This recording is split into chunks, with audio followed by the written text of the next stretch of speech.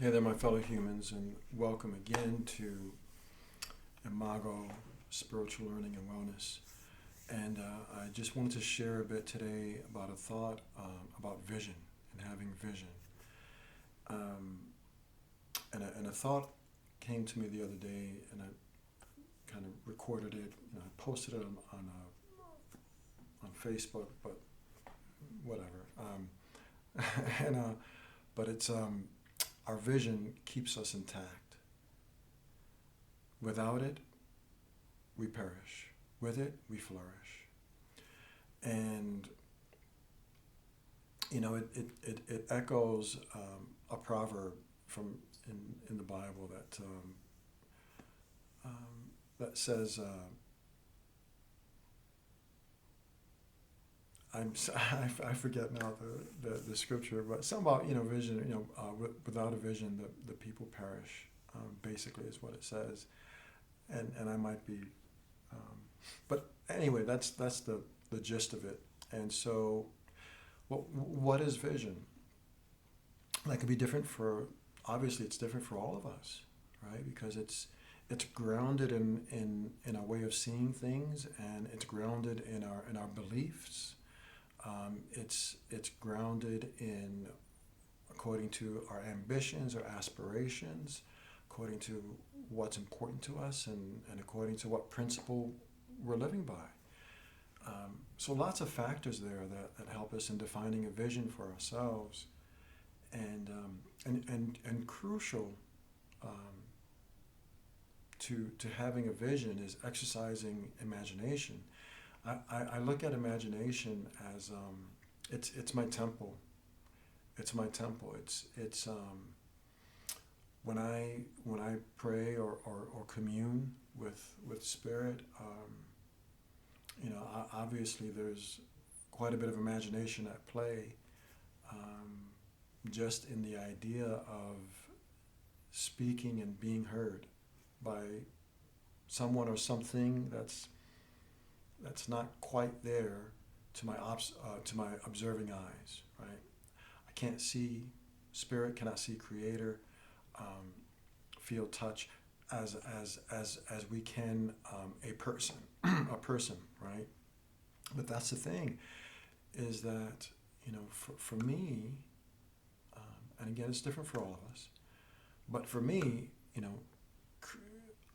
I see creator everywhere, or at least I'm cultivating that possibility of seeing and feeling creator everywhere, right?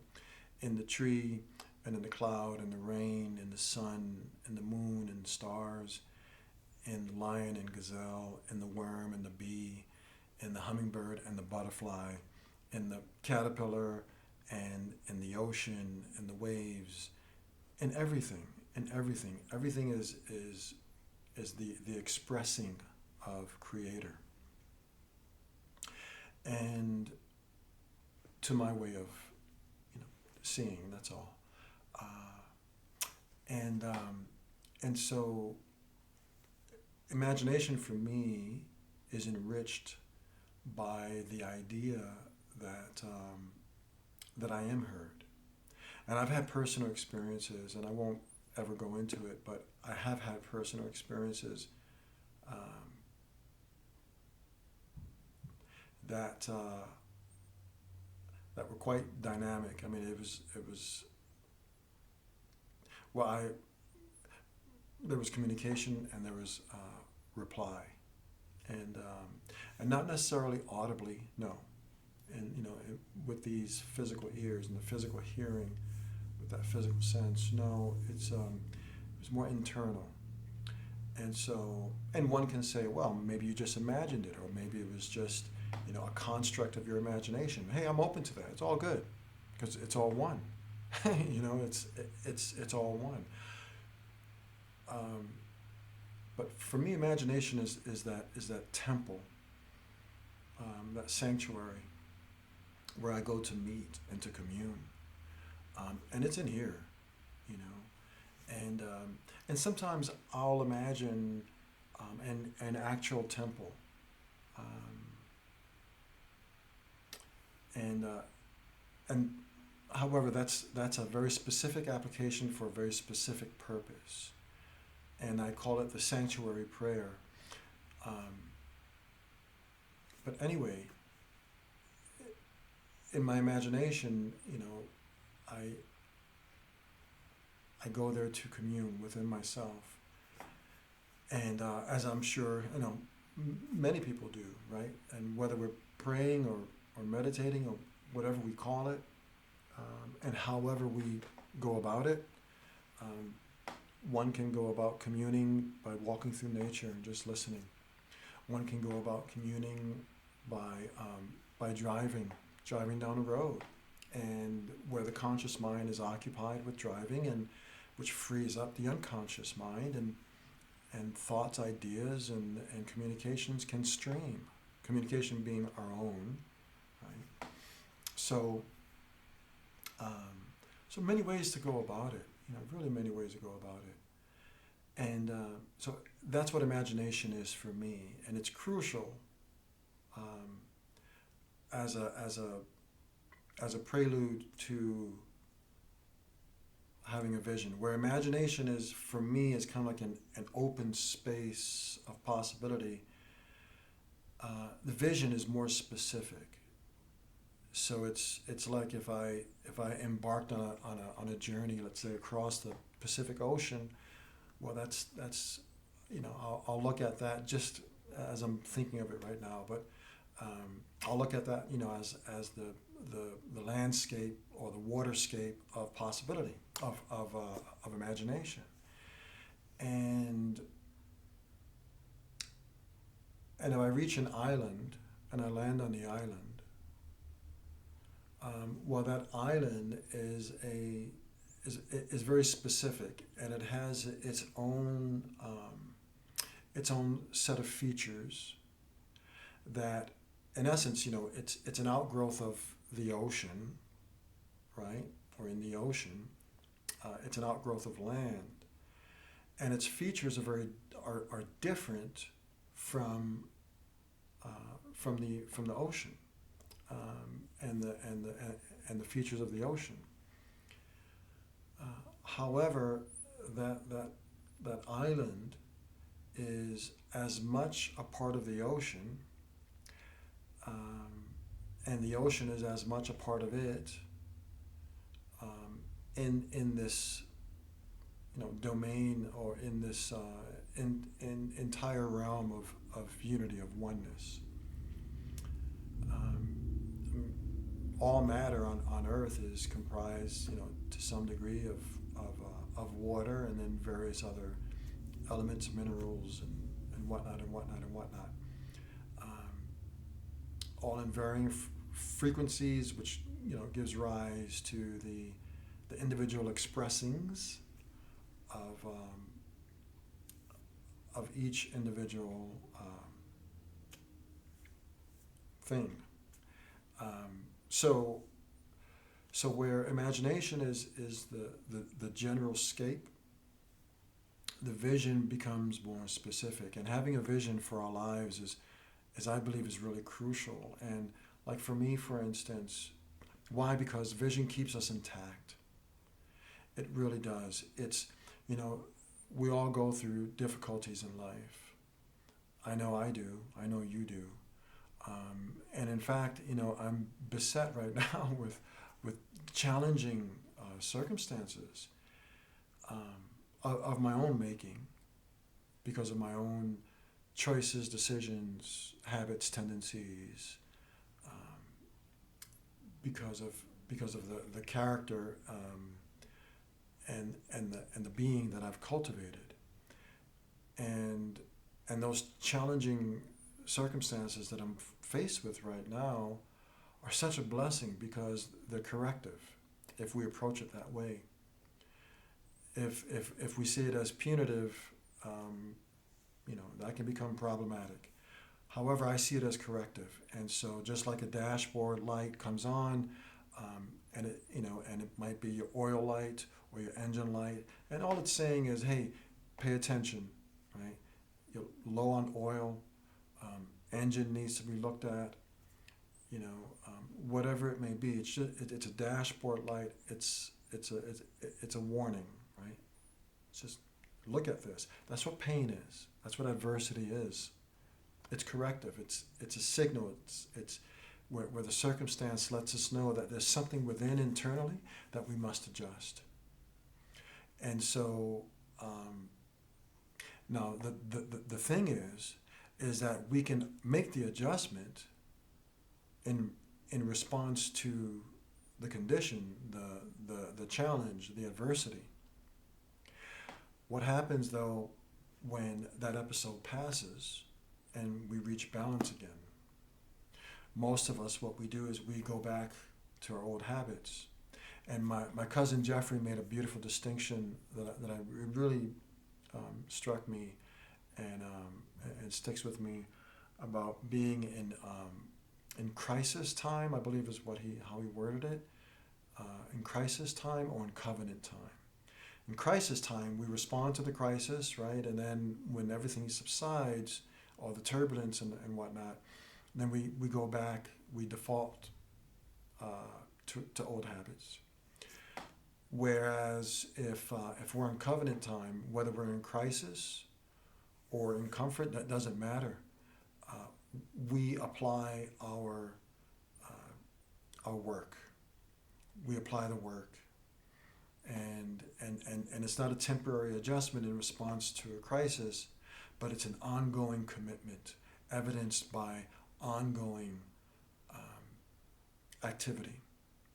Because spirituality, it can't just be all about the head and the imagination and vision, right? It has to come out in the expressing of us, through us, as us.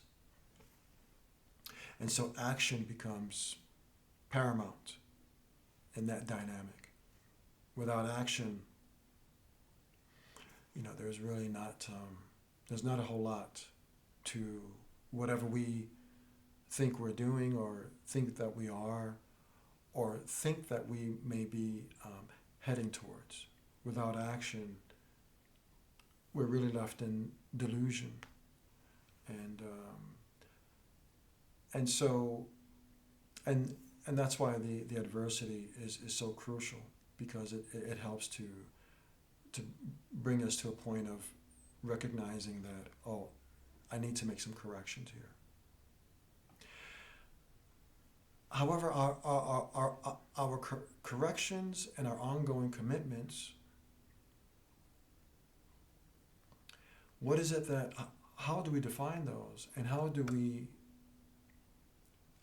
put those in context for ourselves so that they fit in the scope of our being, in the scope of our lives? Well, that's according to our vision. So for me, for example, I have a vision of certain things. I won't mention, but I'll mention the more kind of like the bigger things. I don't know. That's not the right word, but it's all good. So I have a vision, right, of there being a time, or more likely a dimension, wherein life on earth will express and fulfill its potential of oneness, of unity consciousness. And so that, preceded by an episode of healing of all land, skies, and waters, nations, tongues, and peoples of the earth, or of those that are willing. I don't know. And this is just my vision. I'm not saying this is true. I'm not saying this is what's going to be actualized at some point, but this is just how I see things. That's all. And that manifestation and that full, complete expressing of unity consciousness, of the oneness, will then provide a platform, a launch pad,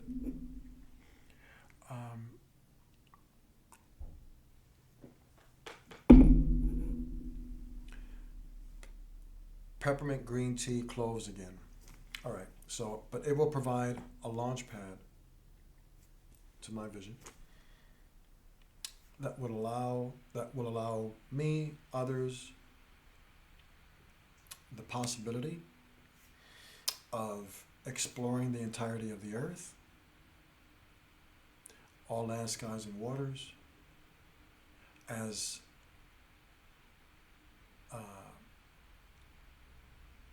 in scientific ways.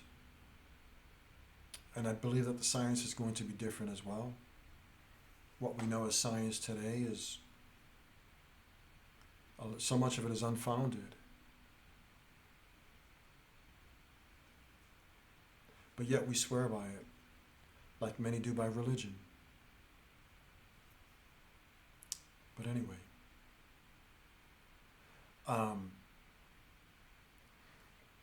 but this unity consciousness, this oneness, because all things are possible in the oneness. All things are possible in the unity, in the oneness. And I think of this beautiful, glorious earth and all that it has to offer. And how much of it have I seen or experienced or even studied, much less studied? I haven't. Well, that doesn't make sense to me.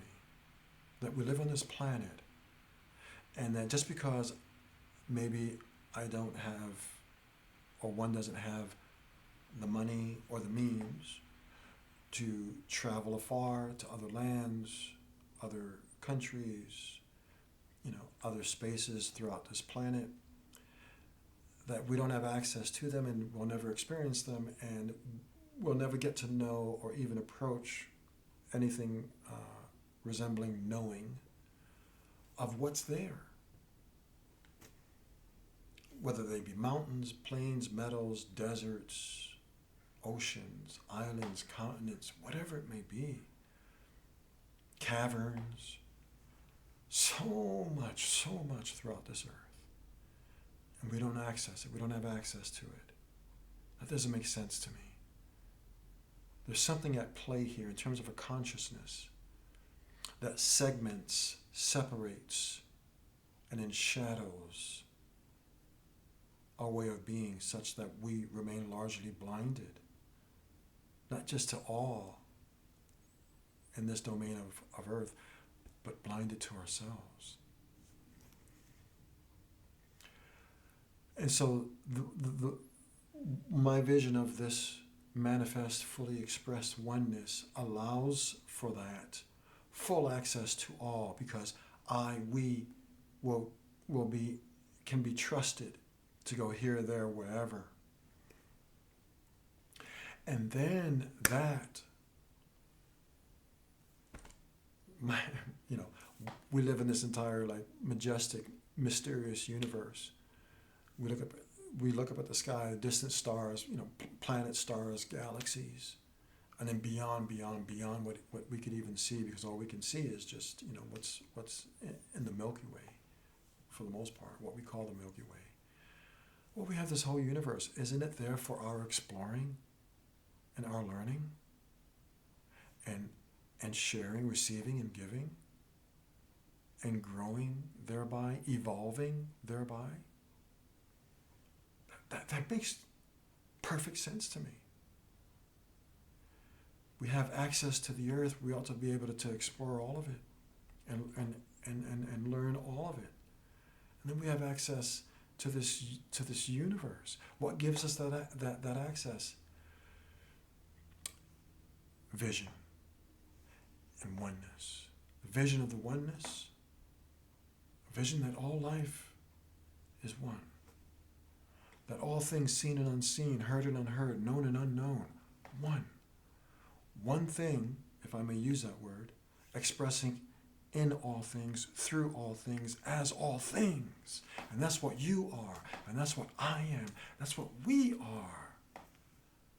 But what do? We divide ourselves along lines, divisions of all kinds. All kinds. And we invest more in our own separate identities and we invest nothing in the oneness. That's why we don't have access even to ourselves. We don't even know ourselves. But we think we do.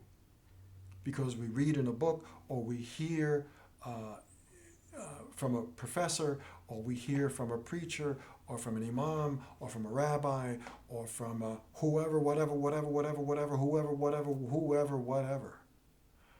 We hear, and we imbibe what we hear, or what we learn, or what we're told. We imbibe it as truth. And then we wonder why modern society especially is rife with problems, issues, challenges, adversity. It's actually a good thing. Imagine if we had full knowledge and access, still with our present mindset of egocentrism and separation and shadow and sin. Sin meaning not like an offense to a deity, no. Sin meaning coming from the original word, and I forget the word as I came to learn of it eons ago in Hebrew, and I forget the word. It escapes me right now, but sin meaning to miss the target, and it's a word borrowed from the term is borrowed from the world of archery. So in archery, you sling your arrows, right, and you try to hit the target. You miss the target. What do you do when you miss the target? Do you judge and condemn yourself? Is that what we do? Is that what we ought to do? If I pull back the bow and I let go of the arrow and I miss the target, am I going to stand there and just condemn myself and criticize myself and mourn over missing the target? No, I'm going to pick up another arrow, pull that bow, and I'm going to shoot again. I'm going to keep shooting until I hit that target. That's what sin is. We miss the target. We're not offending deities. Any deity that's offended has an ego. I don't want to go too much there right now. We will.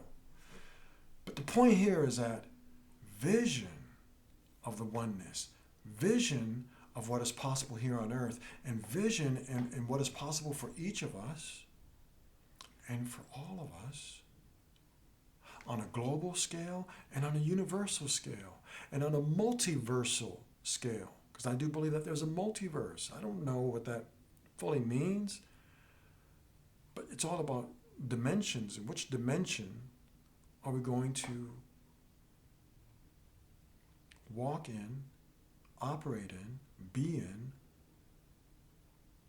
We can choose that right now. And if we can define for ourselves a vision that entails all, then maybe we won't get so caught up in the minutia of ego constructs. Maybe, perhaps, if we can define for ourselves a vision that truly is not just global, but beyond universal. I mean, then we will take much more into consideration when it comes to our thoughts, words, and actions. Man, what I think, what I say, what I do, whether I'm seen by others or whether I'm home alone, it does impact the whole. It does, because we're one. And so therefore, I'm not going to do anything to another that like hurt another, steal from another, strike out at another, take from another, or gossip from against another, or stand against another. I'm not going to do that. And I've done that so many times in the past. I was an individual of low moral character. And that's just being real. I was a person of low moral character.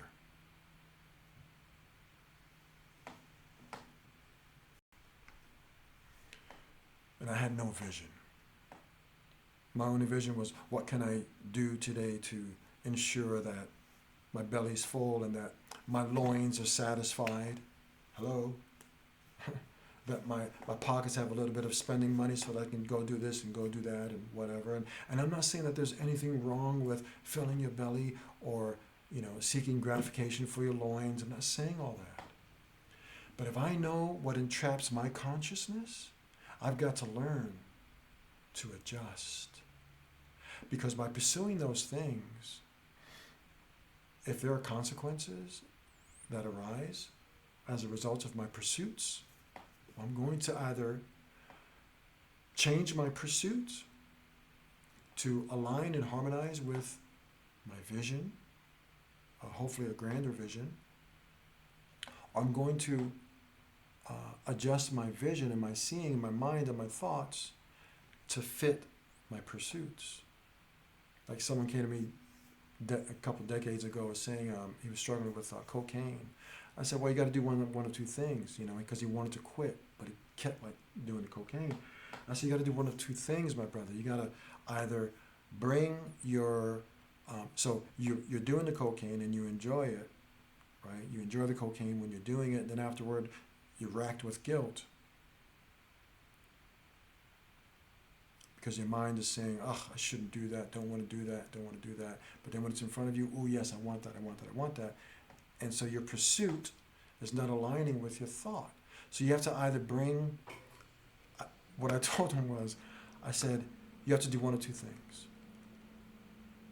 Adjust your actions, adjust your activity, and stop using cocaine to bring your actions, your pursuits into harmony, into alignment with your thought. Like cocaine doesn't serve me, doesn't help me, right? So stop using the cocaine and align with your thought, or adjust your thought, and instead of hating the cocaine and condemning yourself for it, love the cocaine. Love it. Love the pursuit. Because we have to bring ourselves into alignment, into harmony with ourselves. Anyway, I know that sounds crazy, but that's what I told him. So the thing is that a vision keeps us intact, because the vision keeps us moving forward, and it's like a guided missile, right? Cybernetics, right? It's like the whole science and all that of like self-guided missiles or self-guided stuff, and it comes from the Greek word, and I forget, like Cyberus or something like that. It means like a steersman, I think, something like that. Anyway, self-guided missiles, they're programmed with a target, and then the missile moves forward, is flying toward the target, and it's always getting off track. But because the target is already programmed into the missile, it adjusts itself, constantly adjusting, constantly off and back on, off, back on, until boop, it reaches a target and hits its target. So that's what we need, is a vision that's going to help us to adjust our actions, our thoughts, and our words, and a vision that is predicated on a principle that truly serves us as individuals and serves the whole, and doesn't just serve our group, whites, blacks, gays, straights, liberals, conservatives, religious folks, atheists, whatever it is. No, it's got to transcend all that if we're going to pursue what is defined from within by our Imago. So, vision. We need vision. And so exercise your imagination, make that your sacred space, and then define for yourself a vision. And make sure that you're aware of what principle that it's based on, which gives rise to possibilities, for which then you come to define for yourself a purpose for yourself, for your life. And then that purpose helps to inform what process you're going to apply and follow for yourself. And the sum total of that is that you end up becoming a presence and hopefully an inspiration for others. Okay?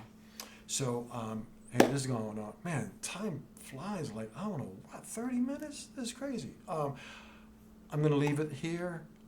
Thank you again for, taking this time. I love doing this. My, part of my vision is one day being able to do this dynamically, interactively with us together, either, through technology or in person, preferably in person, right? That's my heart's desire, and to share what is possible through the oneness, and where we all can share what is our vision and how we fit into all that, and how best we can serve ourselves and one another. So thank you, many, many blessings, infinite, eternal blessings to you and to all that pertains to you. Thank you so much for stopping by Imago Spiritual Learning and Wellness. I pray that this was a blessing for you, and again, I'm just really, really super thankful that you spent this time here with me. So many blessings, stay blessed, and we'll talk soon.